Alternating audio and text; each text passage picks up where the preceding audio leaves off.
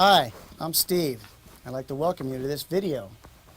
For this particular video, what I've done is I've taken a series of typical progressions that occur over and over again in country and country rock music, and for them I've written several courses of solos through each one, demonstrating techniques and devices that I like to use in my playing. And we're going to show you all those, but before we get started, let's get tuned up. Here we go. Here's an E or 6th string.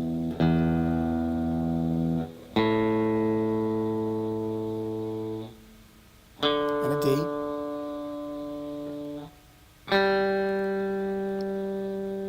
And a B. And an E.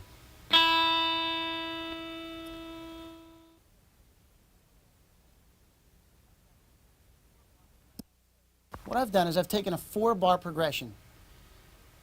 G7th for a bar, C7th for a bar, D7th for a bar, and then back to G7th for a bar in a typical country 2-beat or fast polka. And I've written 3 courses, I believe 3 or 4 over this progression, demonstrating fast single note lines. So let's play it for you, and then we'll see if we can't break it down and show you what I was doing. If we could tip the band, please.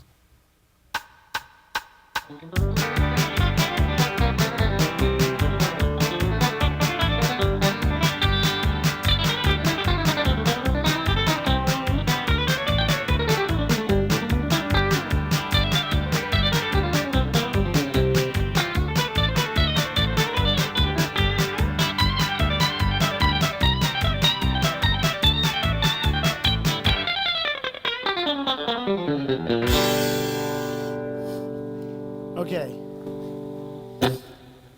so let's take that one course at a time, even smaller than that. Let's take that one lick at a time.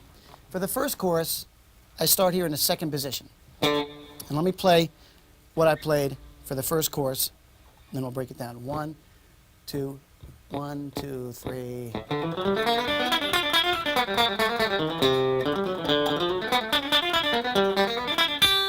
Okay, so you can see that that first chorus takes place all within the 2nd position, 2nd and 3rd position. So I'm starting on the D string here with an upstroke. Now just watch closely. I think the best way for you to learn this is...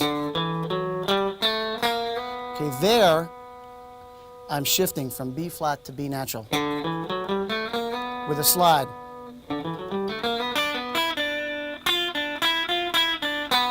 Okay, that's all in the 3rd position now.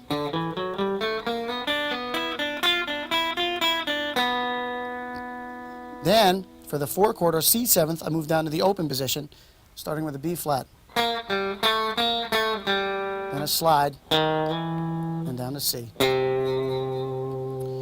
Then for the D, I'm walking down on the 4th string from G. Okay, and then a slide, you can see that. F to F sharp, 3rd finger. Then D to D flat. Then a big stretch up to F natural.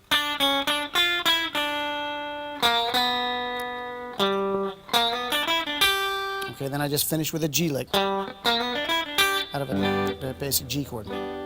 Okay, now let's play it at a reduced tempo so you can play along.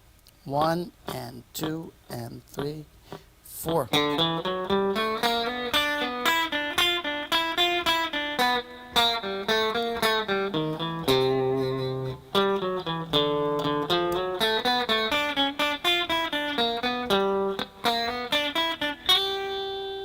Okay?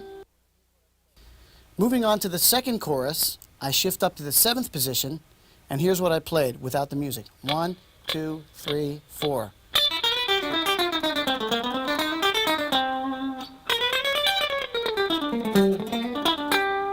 So you can see the 2nd chorus is in 2 positions, the 7th and the 12th. Starting first, I'm going to start on D, then play open E, and a slide. Now watch closely.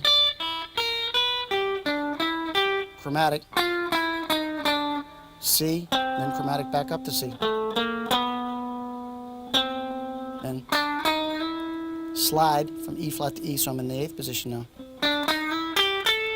G to A, then I'm going to slide backwards now from E flat to to D and then back to C. Okay?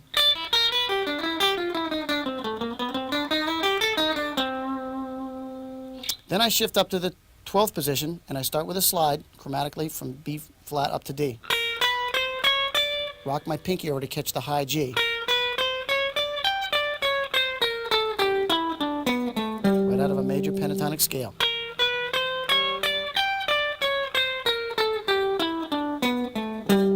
Then I end with a G country lick.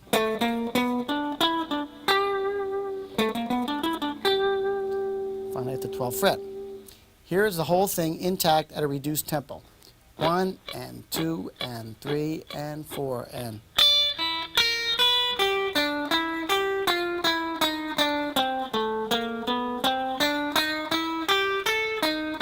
Notice I'm alternate picking strictly.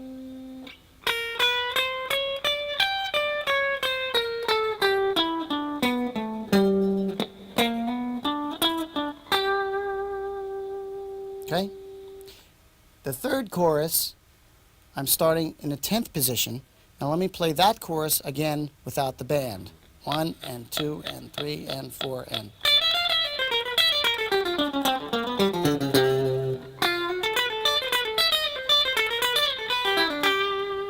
Okay?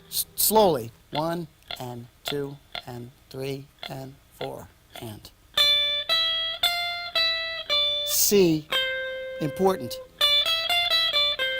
Another important move, B flat to B, E D, B flat to A. Okay? Chromatic, open D, slide,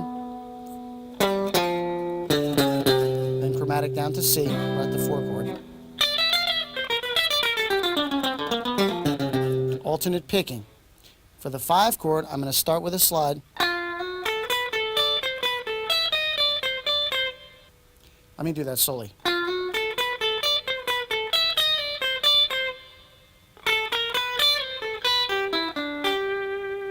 Okay? Let's play the whole chorus at a reduced tempo. 1 and 2 and 3 and 4 and.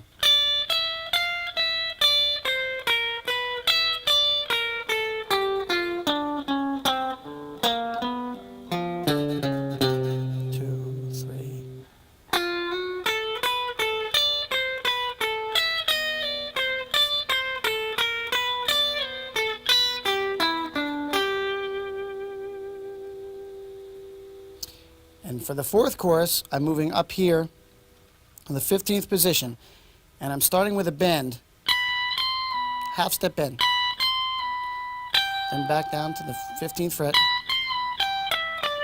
17th to the 15th on the 2nd string, and I do that same thing again. Then I do the same thing a 3rd time without the bend, so I get this, and it sounds like. And as you remember, the second lick that I played was exactly the same as the first. However, I dropped now this note down a half step to this note and play the same lick with a half step bend in there. Actually, no, because it's in, you want to make this sound like a C7th lick, you might want to bend that note up a whole step so you bend to the root. And everything else remains exactly the same. 3rd time again without the bend. Now, to make that lick sound like a D7th, move that finger down, the top note down, again, 1 note. Same lick. And again, bend a whole step. Or a half step. Either one works. And then end on G. Let's play that section now at a reduced tempo. 1 and 2 and 3 and 4 and.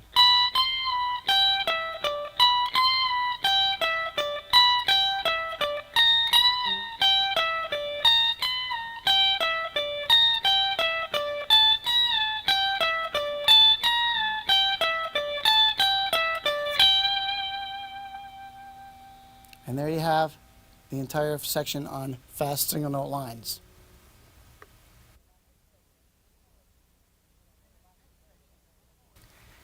In this next section, we'll call it for lack of a better word, we'll call it open string scales or open string ideas.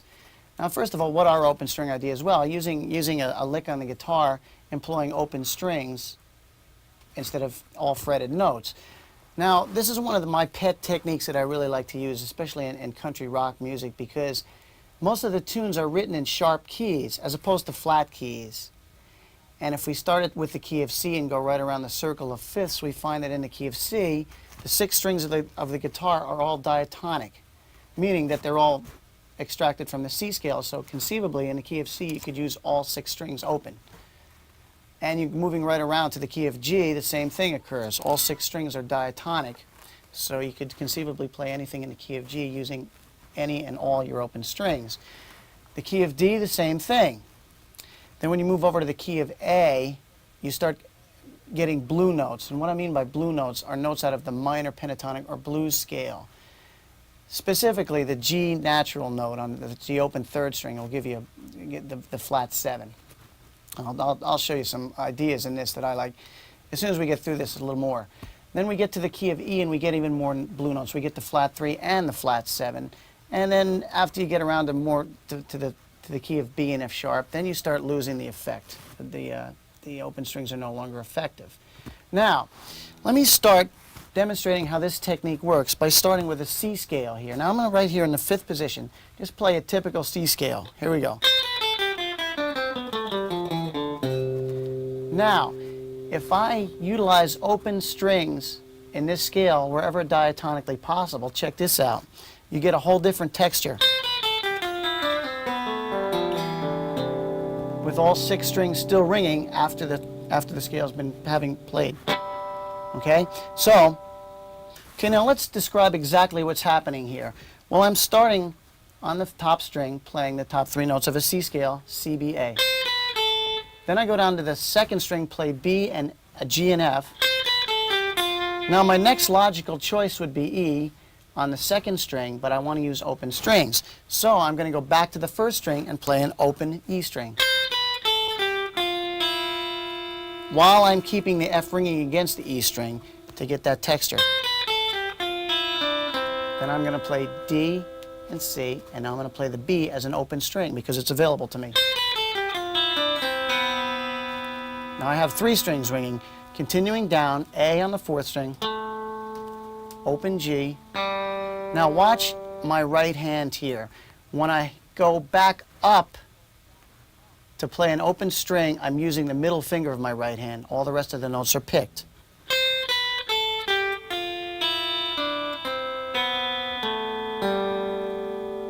Now continuing down, I'm going to use my 2nd or 3rd fingers to slide from F to E on the 5th string. And then D, I will play open with my middle finger of my right hand. And then finally finishing up with C.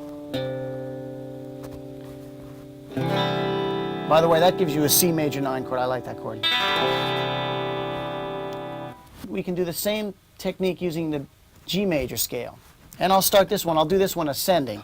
I'm going to start on the 6th string. This is also appearing at the bottom of your screen. I'm going to start at the 6th string, play G. Now, I'm going to use what I call, for this technique, a banjo roll technique. Now, for those of you who don't know what a banjo roll is, it's using my pick, middle, and ring fingers of my right hand on consecutive sets of 3 strings. Now, I'll show you when this occurs. I'm going to start with a G on the 6th string, followed by an open A, which I'm going to play with my middle finger. 2 strings ringing simultaneously. Then I'm going to go up with my pinky and play at the 7th fret B. C on the 5th string with a big stretch, and then open D. Now here's where this banjo roll technique comes into play. I'm going to play the 6th string with my pick, the 5th string with my middle finger, and the 4th string with my ring finger. That way I can have 3 strings ringing simultaneously, and that gives me this sound. Continuing, I'm going to play the E, which is the next note of the scale, on the 5th string with my pinky and with my pick of my right hand, and another banjo roll, playing F sharp on the 4th string with my middle finger right hand, and then open G with my ring finger. Another forward banjo roll, and that gives me the full 1 octave G scale. Here's what it sounds like. I like that sound. And the second octave gets a little trickier. I'm going to start the second note of the scale being A with my pinky. Notice that. Then I'm going to reach up with my ring finger of my right hand and play an open B. And then come back with my middle finger and play the C on the third string, so I'm skipping a string. Hammering on from there to D, from C to D with my third finger. And I'm going to do that same technique again, reaching up, playing the open E string with my ring finger. And I'm going to come down to the second string with my pick and play F sharp. And then another big stretch here with my index finger, reach up and play G. And let me show you what that whole thing sounds like intact.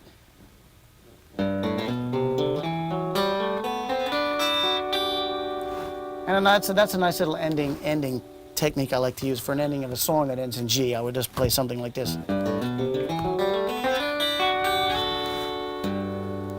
And what I've done is I've taken that G,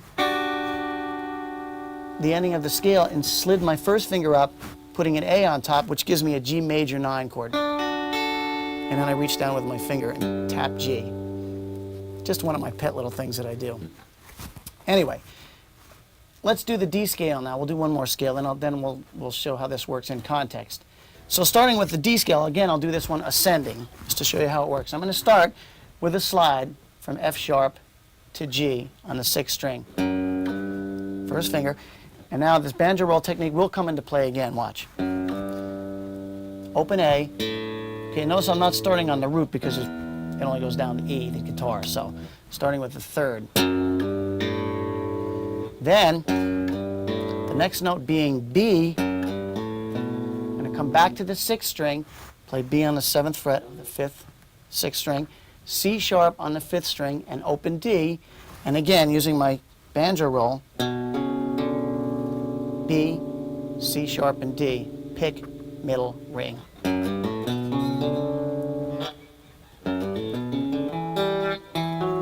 Continuing on, I'm going to play E then, the next note, on the 5th string with my pinky, F sharp on the 4th string, and G as an open string. And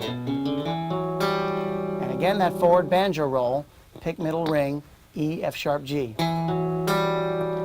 Next note being A, which I'm going to grab with my pinky, skipping a string and playing open B, coming back to the 3rd string and playing C sharp, and then reaching way up to the 3rd fret of the 2nd string to play D.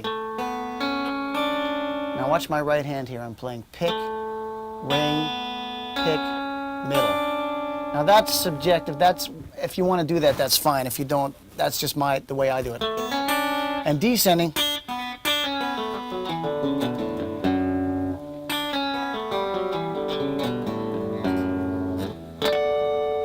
Voila. Now we're going to tip the band and see what happens with some open string licks. Here we go.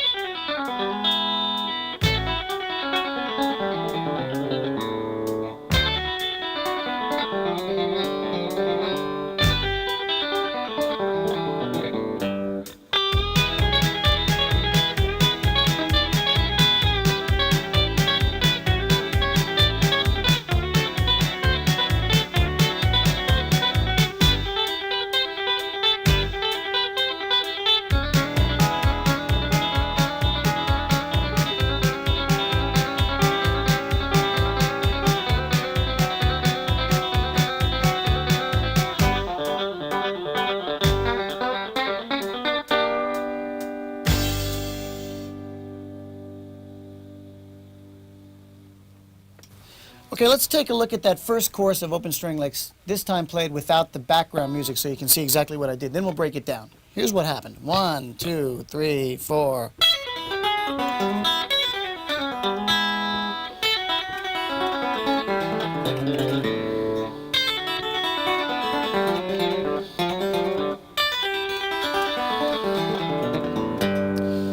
Now, as you watch me play through those 4 licks, you will see certain things happening throughout all of them that are common to all of them.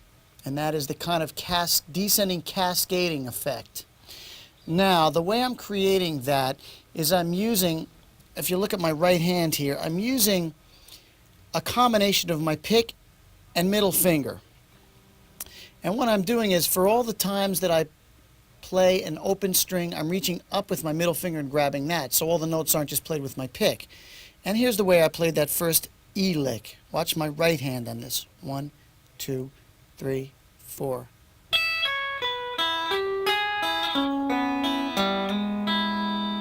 So you can see I'm using a variety of fingers on this one. Now, let me describe it here while you're watching my right hand. I'm starting off with a pull-off from E to C sharp. And I'm coming to the second string, playing that with my pick, and then playing the first string with my middle finger. Then I use a forward banjo roll, pick, middle, ring, across strings 3, 2, and 1, G, G sharp, and E. Then I'm going to go down and play another forward banjo roll, starting on the 4th string, skipping the 3rd string, playing C sharp, open B, and open E. And then finally finishing with a slide from G to G sharp, and then open E with my ring finger. And that's the technique, just alternating between my pick and middle finger. Now let's go back and I'll show you what I did with the A 7th chord. I started with an A6 triad here, and I'm going to start with that same cascading effect, playing A, F sharp, open E, back to F sharp, down to G natural, back to F sharp, and again to open E. Then I'm going to cascade the rest of the way down in this manner. Watch my left hand.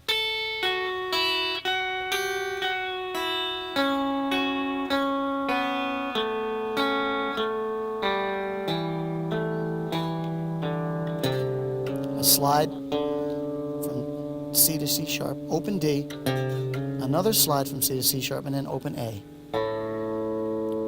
Okay? That's the A7th lick. Now the same effect takes place over the D7th chord, starting here in the 5th position. Again, we don't need to look at my right hand because we know what I'm doing. Watch my left hand. 3 and 4. Let me play it first. 3 and 4 and...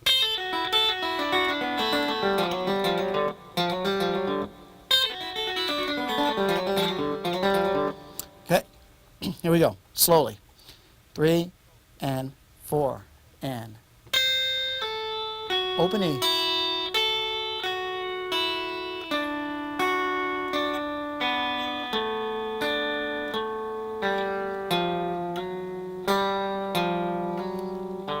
Okay, right there, a trick. Using my pick to slide from F to F sharp, ring finger for open G, back to the 5th string with a pick, and then open D with my middle finger. And again, same thing twice. I play the same lick twice. Now, the last chord of that progression was a G7th, or G, and here's the lick I played over that one. Again, you'll see that walking up the ladder effect, as I call it, cascading. 3, 4.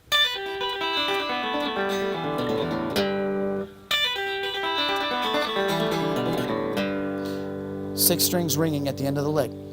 Now, one thing, before I go on, look at my left hand here. You'll notice I'm keeping my fingers perpendicular to the strings. Okay, you don't want to flop your fingers down across the strings like this, because then you're not going to get the proper effect of the strings ringing against one another. You want to keep your fingers pretty perpendicular. So no finger touches another string as it's playing. Okay, that way you can keep the strings ringing. Okay, now here's what's happening. Watch slowly here. 7th position. 3 and 4 and...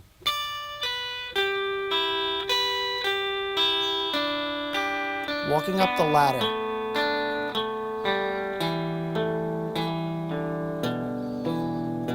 Open A, and that gives you time to shift down and play the G. Okay? Here's the entire solo intact at a bit of a reduced speed. 1, 2, 3, 4.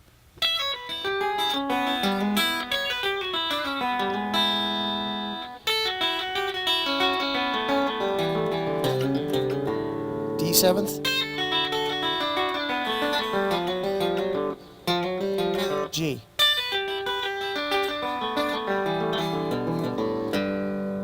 Okay? Now let's look at the second chorus. For this one, I've still kept the open string idea, but I'm going to play a different type of technique, this time only staying on the top 2 strings. Starting, let me play the whole second chorus for you first intact. Here we go. 1, 2, 3, 4.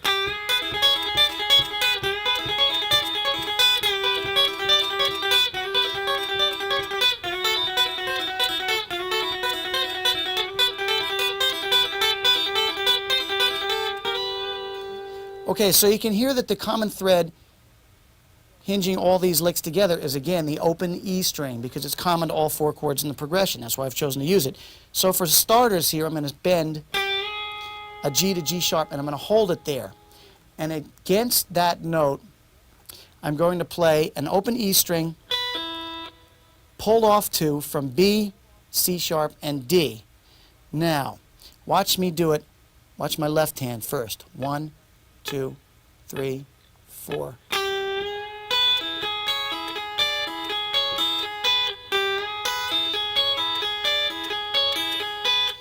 Now, watch my right hand.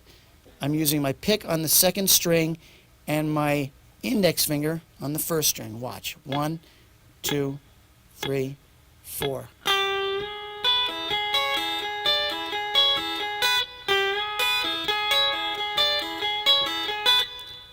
Okay, important things to remember for this idea. You're keeping that G natural bent up to G sharp. When you get it up there, you have to make sure it's in tune and hold it there. The other thing is, make sure that you're pulling off with enough force so that you get the sound of the open string in there. And the third thing to remember is that that bend from G to G sharp has a time value. It's a time value of an eighth note. So it's like 1, 2, 3, 4, and 1. Okay? Don't just go. It has an actual time value. Now, the same concept will continue through the A7th chord, but this time, all I need to do to capture the sound of an A7th, changing it from an E7th, is to drop that G sharp down to G natural, the same lick. And here's what that one sounds like. As a matter of fact, I'll continue into it from E so you hear what it sounds like. 1, 2, 3, 4.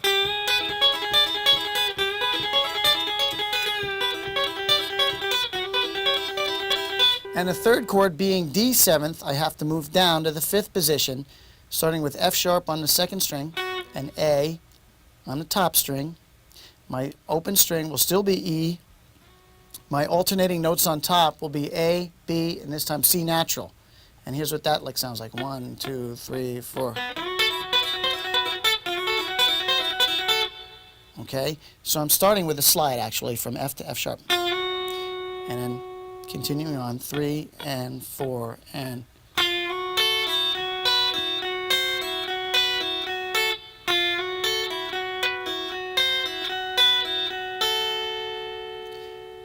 the 4th chord of that progression being G, I'm going to start with B, G and B. Top 2 strings, and notice my fingering, 2nd and 3rd fingering. That leaves my pinky free to play the C on top, my index finger free to play the A on the bottom, in between the open E strings. And that one, I'm going to start like this. 3 and 4 and, well, let me play it up the tempo. 3, 4, and. At the end, I have the G and the A ringing together. Slowly. 3 and 4 and.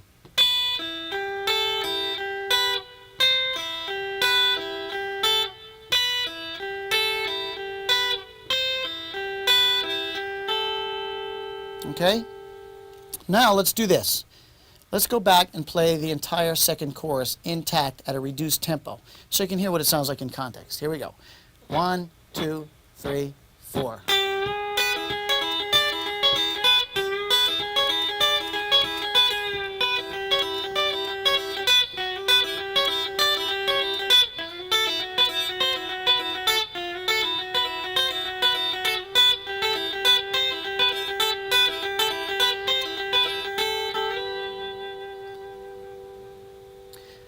Okay, And now, for the third and last chorus, what I've done is I've taken a technique. It's an age-old country guitar technique, and it's a forward banjo roll, right off the banjo, a la James Burton or any number of people you've heard probably. This lick's been recorded 100 times probably. And here it is. Here's what I played for the third chorus, and then we'll break it down. 1, 2, 3, 4.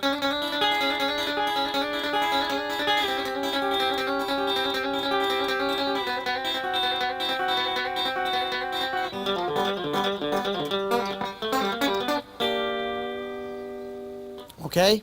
Now let's slow that way down. I know that was a little bit brisk. So what I'm doing here is, first of all, let's look at my left hand. I'm going to start the chord being E7th with an E7th triad. D, G sharp, and open E. Again, the open string being E for all three chords. And then I'm going to start with a hammer-on twice from C sharp to D with my pick. Then I'm going to go up and play the high string. We'll get to my right hand in a minute. And then roll across strings 3, 2, and 1. D, G sharp, and E.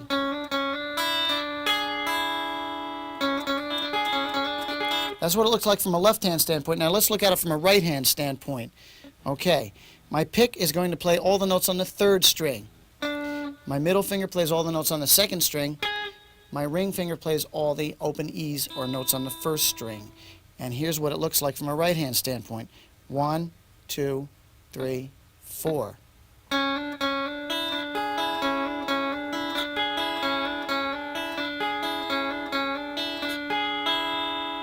Okay, that's the technique for the E7th, A7th, and D7th chords. Now let's go back to my left hand and watch that all I have to do. Check this out.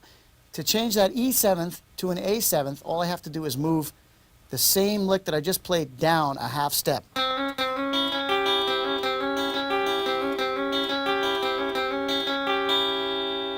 Okay? And I play everything else remains exactly the same. To change that lick then to an D7th sound, all you do is move it down again a half step and play the same thing.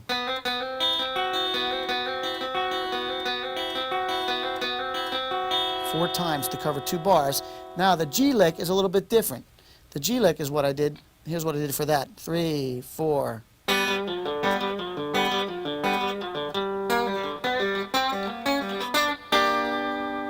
Okay? Then I'm going to use an open G, pulling off from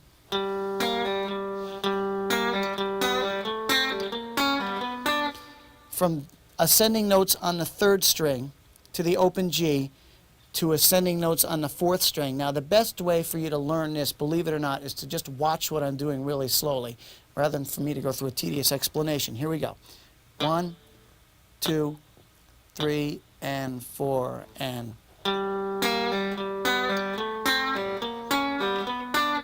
1, 2, 3, 4.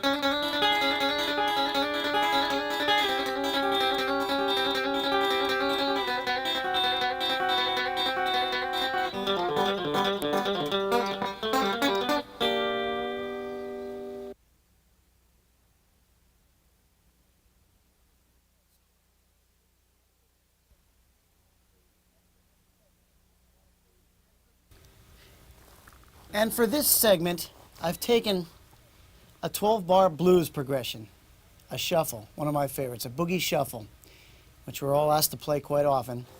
And I've written 3 or 4 courses of some ideas that I like to use against the boogie shuffle. So let's play it first, and then we'll break it down. Tip the band, please. Let's go.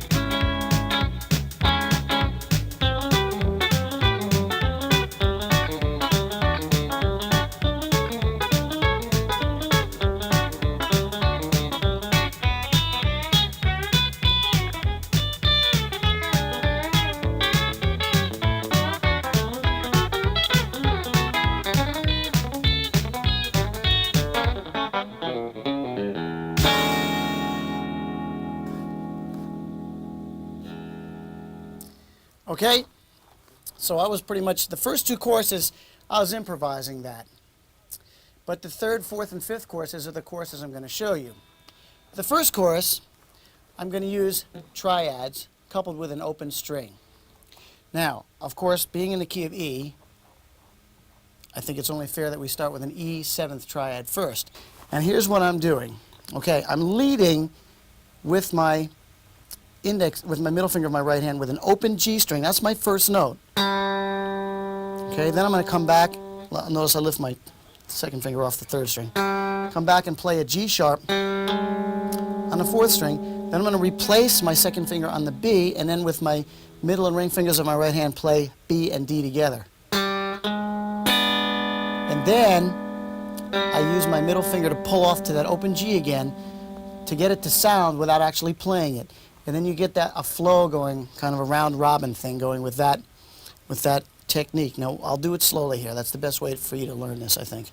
1, 2, 1, 2, 3, 4.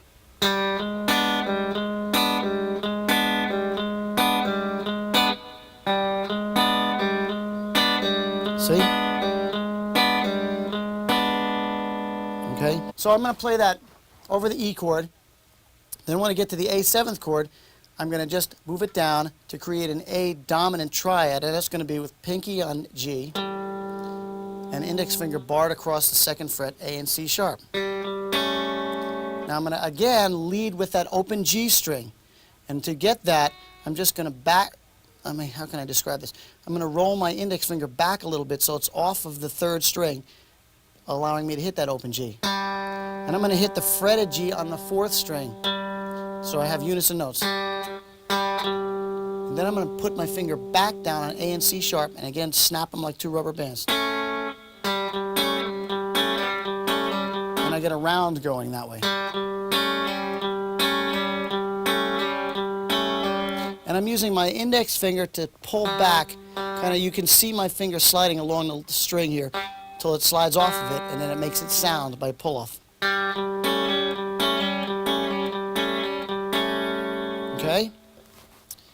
Now, for the B seventh chord, I'm just going to take that same A seventh, and what do you know, move it up 2 frets.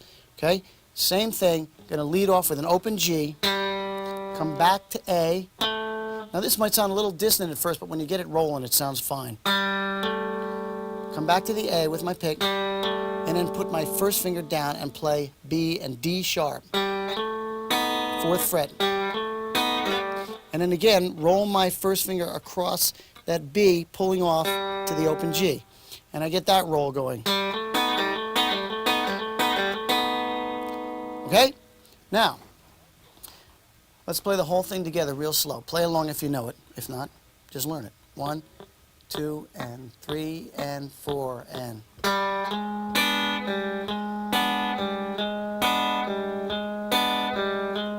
Again.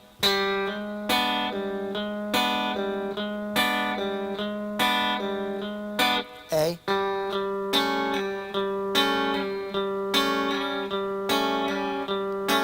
Back to E.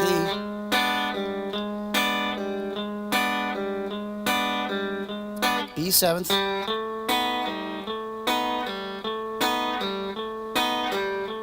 Back to E.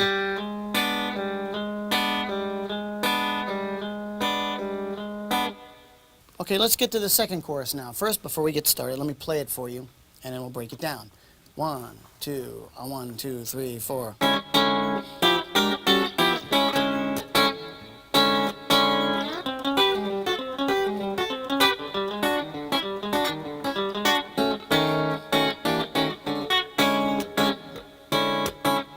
Okay, so now the first thing you can see, well, the first thing you can't see actually, good segue.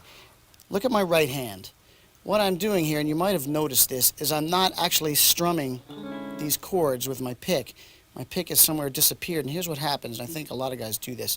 My pick is suddenly being slid down, and I'm kind of palming it between my palm and the first knuckle of my middle finger, my right hand.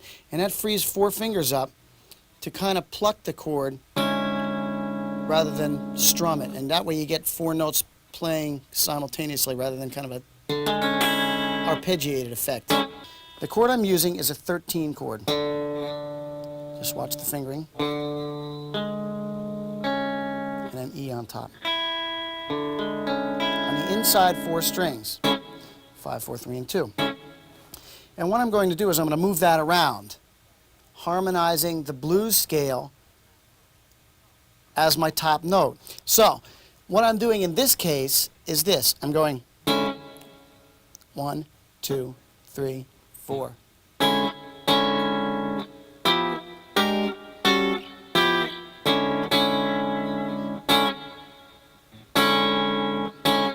Okay, with that note on top. Then when I get to the A chord, I'm doing something completely different. I'm up here in the 10th position, and the lick is this: 1, 2, 1, 2, 3, 4. This is a lick a friend of mine showed me that I incorporated all the time. I'll do it slowly. 3 and 4 and.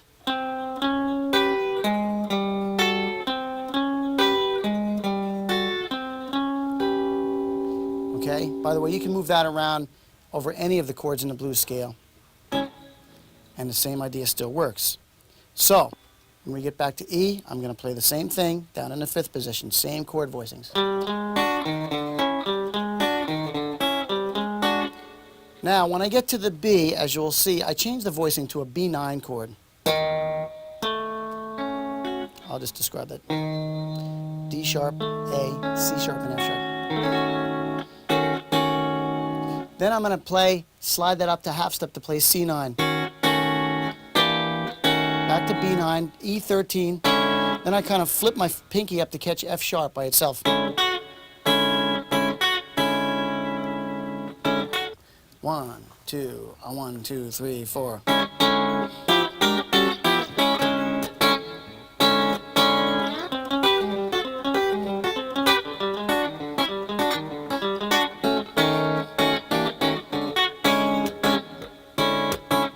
Now, for the 3rd chorus, I go more into a country vein and more of a double stops idea, a la Albert Lee or somebody like that. And here's what I played. 1, 2, 1, 2, 3, 4.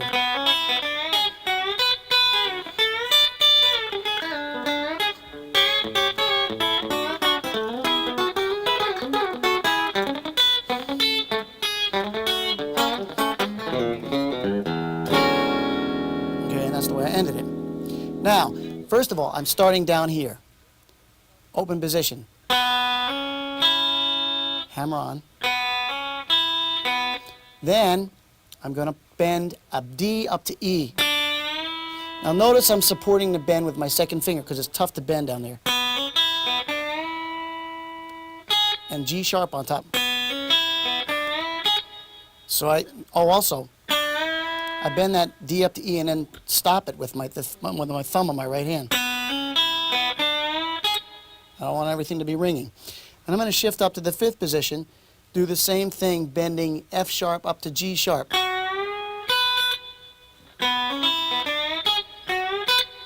Then hit B, I'll hit B on top. Then hit B again, and then release the G sharp back down to F sharp. And then E.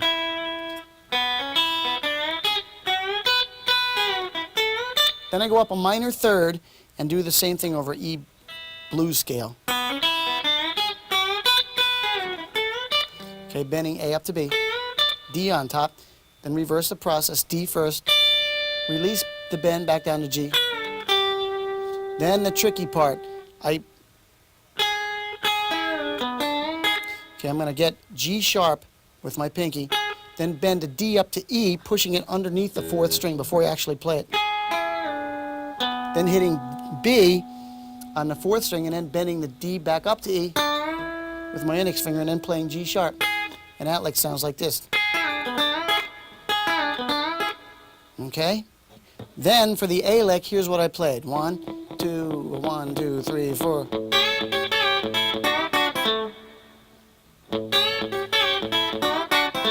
For this one, right hand pick is playing the 5th string.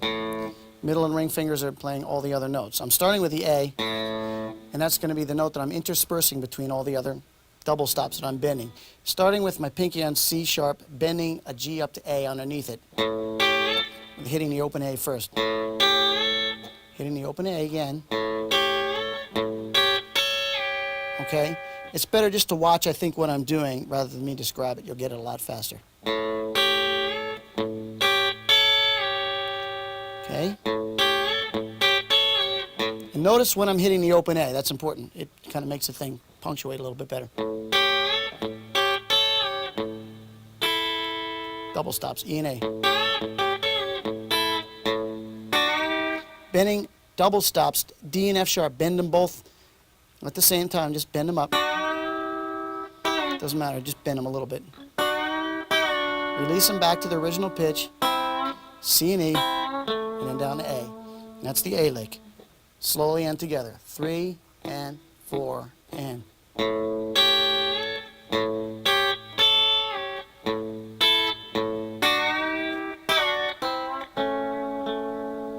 Okay? Now the next lick, returning back to E, I played. Okay, now that's just double stopped country lick, starting with a bar. And again, using my pick on string 4, my middle and ring fingers on strings 2 and 3 when I'm playing 2 and 3, and 1 and 2 when I'm playing 1 and 2. Now, when I get to the B7th chord, I'm going to play diatonic sixth intervals descending in the key of E. And here's what that lick sounded like. 1, 2, 1, 2, 3. Okay, and I'm leading into the lowest note of each sixth interval from a whole step below. And I'm playing chromatically. So my notes are. And what I'm doing is I'm going to be playing all the notes on the 3rd string with my pick, all the notes on the top string with my middle finger. Then the last lick of the thing. Okay, that's a nice little staccato punctuation kind of lick. Okay, there's sweeping and all kinds of stuff going on here. Here's what's happening. I'm starting with, again, my middle and ring fingers, sliding into B and D. Then I'm going to play with my pick on the 4th string, G and E. You must play that. Don't pull off. Then I'm going to switch positions to A and C sharp. Okay? And then there's just, again, I'm playing that with my middle and ring fingers. Okay, then I'm going to play G and B and hammer onto G sharp. So if you can't see that, look closely. Then what I'm going to do is I'm going to bar across strings 3, 4, and 5 at the 2nd fret, my middle finger, and drag my pick across backwards, a la sweep picking. Okay? And then when I get to the 5th string, I'm going to pull off from B to A. Okay? And I just finish like that. Then I play this at the end, which is my favorite blues ending chord. Now, here's what that chord is. E, D, G sharp, C sharp, F sharp, and B flat. It's an E, 13, sharp 11. Okay? And here's what I played. 1, 2, 1, 2, 3, 4.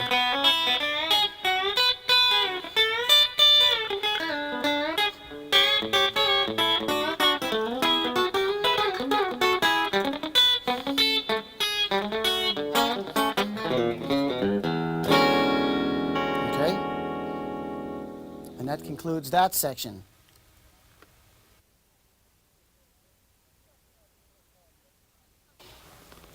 This section I think we'll call just hot licks. We have no musical backup for this one. These are just some of the pet licks that I use, some of my favorite ones. They just feel good to me. I just enjoy playing them.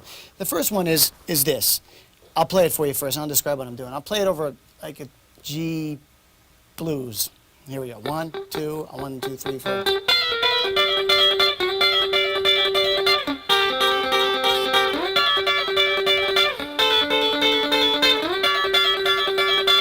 Okay? just like that one. It's a rolling effect. And what I'm doing from a left-hand standpoint, in the key of G, by the way, barring across the 12th fret, G, D, and F. And I'm playing the 3rd string with my pick, and then pulling off, playing strings 2 and 1 together, D and F, pulling off from F to E, so I have the E and the D ringing against one another. And I just get that going in a round. It's the chord.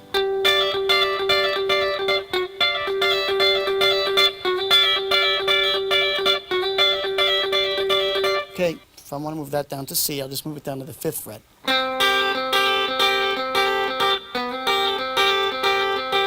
Back up to G, and down to D. Okay, that's one of my favorites. Here's another one in the key of E, or any key that I happen to like. It's just one of my favorites, ending tunes or whatever. Ending little tags at the end of a tune. Here it is, 1, 2, 3, 4. We'll see it again. Okay, here it is slowly. Starting on B, 1st string. 1 and 2 and 3 and 4 and.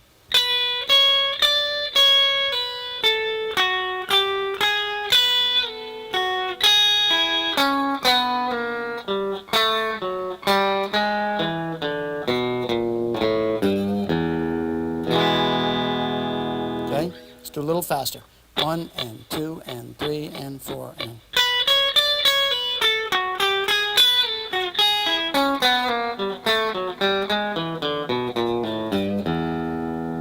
Okay, and now here's the 3rd one, 3rd and final hot lick, as it were, in the key of G, another one of my favorite keys. And let's see, here's what this one sounds like. Let's see, we'll put it in context here. We'll put it at the end of a tune. 1, 2, 3.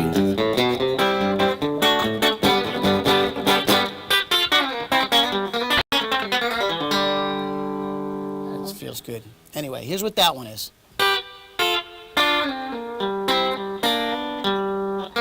Second half.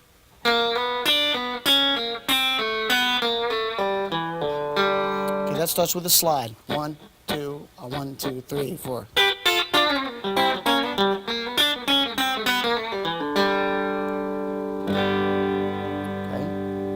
3 of my favorites. Well, I hope you've enjoyed our video. I hope you've gotten a lot out of it and learned a lot. But the main thing is to have fun. That's what we're all doing this for.